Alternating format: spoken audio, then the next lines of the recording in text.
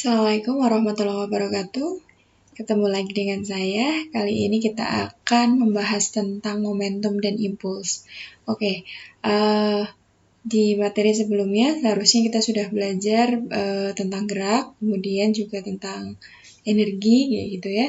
Jadi kali ini kita akan membahas tentang momentum dan impuls. Sebenarnya itu momentum itu apa, impuls itu apa, gitu ya. Nanti akan kita bahas lebih lanjut. Yang pertama, tentu saja kita akan membahas tentang momentum. Oke. Momentum itu apa sih? Jadi, pernahkah kalian itu melihat benda yang bergerak, kemudian dia menumpuk sesuatu gitu. Kemudian ketika dia menumpuk sesuatu, ternyata dia bisa mengakibatkan kerusakan gitu ya pada sesuatu yang dia tumbuk atau bahkan pada benda itu sendiri. Nah, kenapa bisa seperti itu? Itu adalah karena adanya momentum ya. Karena adanya momentum. Momentum itu apa? Momentum itu adalah perkalian antara massa dengan kecepatan. Jadi suatu benda yang bergerak dengan kecepatan tertentu gitu, maka dia punya momentum.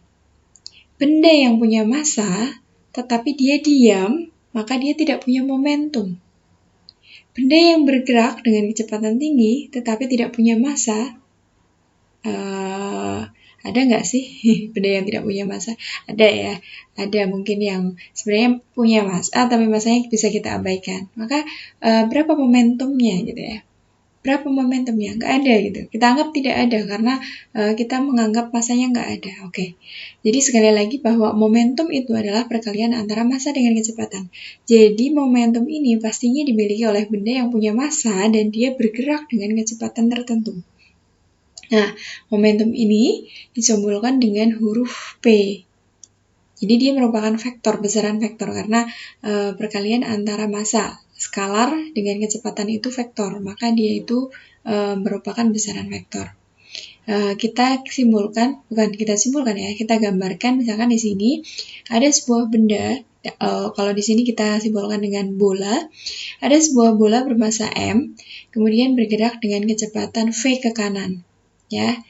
Benda bermassa M bergerak dengan kecepatan V, maka momentumnya kita tuliskan P sama dengan M kali V, di mana P adalah momentum, satuannya dalam kilogram meter per sekon, atau boleh juga nanti dalam newton sekon, karena kita punya newton itu kilogram meter per sekon kuadrat dikalikan sekon, maka sama dengan kilogram meter per sekon. Kemudian massa M, massa benda dalam kilogram. Kemudian V itu adalah kecepatan gerak benda dalam meter per sekon. Kemudian yang berikutnya, contoh soalnya seperti apa? Contoh soalnya gampang banget ya. Yang pertama, ada sebuah sepeda motor memiliki massa total 500 kg. Yang namanya massa total itu tidak hanya sepeda motornya ya, tapi di sini juga termasuk dengan penumpangnya. Sebuah sepeda motor yang memiliki massa total 500 kg bergerak dengan kecepatan 25 meter per sekon.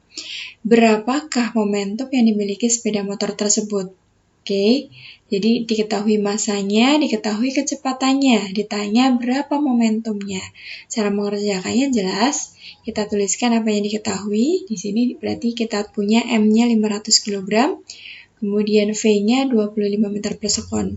Kemudian ditanya lagi adalah berapa P? Jawabnya tinggal kita masukkan ke dalam rumus, kita punya P sama dengan M kali V. Berarti P sama dengan 500 kali V-nya adalah 25. Maka kita punya P sama dengan 12.500 kg meter per sekon. Nah, seperti itu aja. So easy ya. Oke, kita contohkan untuk soal yang kedua. Kita punya di sini untuk contoh soal yang berikutnya, sebuah benda yang bergerak dengan kecepatan 6 meter per sekon. Oke, di sini diketahui kecepatannya dulu ya. Mengalami momentum sebesar 240 Newton sekon. Berapakah massa yang dimiliki oleh benda tersebut? Jadi bergerak dengan kecepatan 6 meter per sekon, kemudian punya momentum 240 Newton sekon. Berapa massanya gitu? Oke, kalau ditanya seperti itu, kita berarti bisa menghitung dengan cara yang sama ya.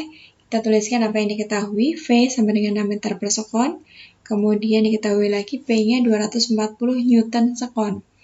Yang ditanyakan adalah berapa masanya.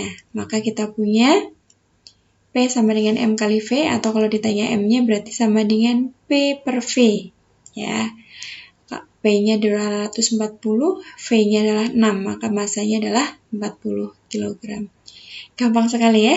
Jadi yang penting harus kalian ketahui, yang penting harus kalian pahami bahwa momentum itu adalah perkalian antara massa dengan kecepatan.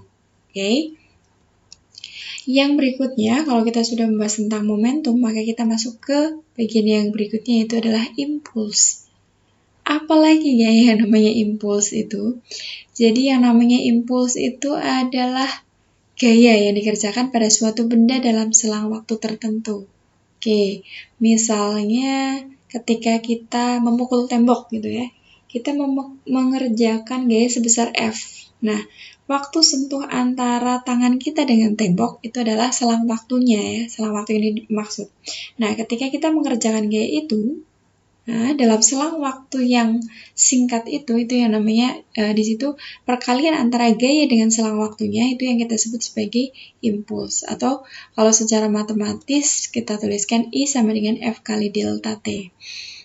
Contohnya banyak. Misalkan kalau kalian hobi main bola, ketika kalian nendang bola dengan gaya tertentu dalam selang waktu tertentu gitu ya. Nah, atau misalkan yang kalian tendang bukan bola tetapi batu. Apa yang kalian rasakan? Beda ya, beda rasanya. Karena di situ ketika nendang bola sama nendang batu, saya pikir rasanya gayanya juga beda gitu ya. Oke, jadi sekali lagi impuls adalah gaya yang dikerjakan pada suatu benda dalam selang waktu tertentu. Karena kita punya di awal kita sudah tahu bahwa F atau gaya adalah perkalian antara massa M dengan percepatan A, maka kita punya I sama dengan M kali A kali delta T. Delta T-nya adalah T2 min T1 atau T akhir dikurangi T awal. Maka kita punya I sama dengan M kali A kali T itu adalah V2, V ya, V. A kali T2 berarti adalah V2, A kali T1 berarti adalah V1. Maka kita punya I sama dengan MV2 min MV1. Nah, dari sini kita dapat menyimpulkan bahwa yang namanya impuls atau besarnya impuls itu adalah sama dengan besarnya perubahan momentum. Oke, jadi sekali lagi, besarnya impuls sama dengan besarnya perubahan momentum, atau I sama dengan delta P. Kalau delta P berarti adalah P2 min P1 gitu ya. Oke, seperti itu. Itu karena kita punya I sama dengan MV2 min MV1. Cuma seperti itu aja. Sangat gampang sekali. Maka kalau kalian tanya contoh soalnya juga gampang. Contohnya seperti ini. Seorang pemain tenis lapangan memukul bola dengan raket dengan gaya sebesar 200 Newton selama selang waktu 0,2 detik. Berapakah impulsnya? Maka kita tuliskan, diketahui F-nya 200 Newton. Kemudian delta T-nya 0,2 detik. Kemudian ditanya I-nya berapa, maka kita langsung masukkan saja. I sama dengan F kali delta T. F-nya 200, delta T-nya 0,2. Ini karena satuannya sudah dalam SI semua ya, jadi kita nggak perlu mengkonversikan satuan. Maka kita punya I sama dengan 40 Newton sekon. Udah seperti itu toh. Nah, contoh lainnya seperti ini. Misalnya kita punya soalnya, berapakah impuls pada sebuah mobil bermassa 1000 kg yang bergerak diperlambat beraturan dari kecepatan 10 meter per sekon hingga berhenti. Jadi ada sebuah mobil, kalau di sini sih saya contohkan mungkin mobilnya mobil kecil sekali gitu ya, massanya cuma 1000 kg. Dia awalnya bergerak 10 meter per sekon kecepatannya, kemudian direm sampai berhenti. Berhenti itu berarti kecepatannya 0 gitu ya. Kalau kita masukkan, berarti diketahui masanya 1000 kg, V0-nya 10 meter per sekon, V akhirnya 0. Ditanya I-nya, berarti kita masukkan I sama dengan F kali delta T, sama dengan M kali delta V. Boleh kita masukkan seperti ini. Berarti kita punya I sama dengan 1000 kali VT min V0. atau 1000 kali, karena VT-nya itu yang 0, kemudian V0-nya yang 10, berarti masukkan seperti itu. Nah, kita punya I sama dengan min 10.000 Newton sekon. Kenapa nilainya minus? Karena di sini sebenarnya dia itu bergerak dari kecepatan 10 sampai dengan 0 gitu ya. Oke, jadi berkaitan dengan momentum dan impuls, saya seperti itu aja.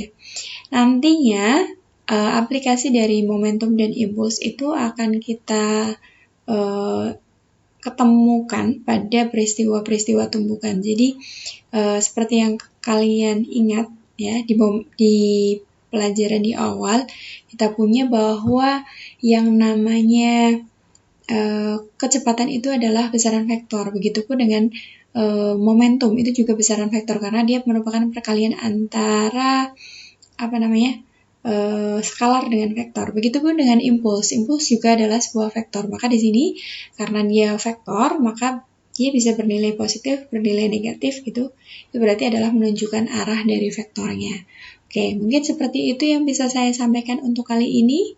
Oke, terima kasih atas perhatiannya dan tetap belajar, tetap semangat, tetap jaga kesehatan. Assalamualaikum warahmatullahi wabarakatuh.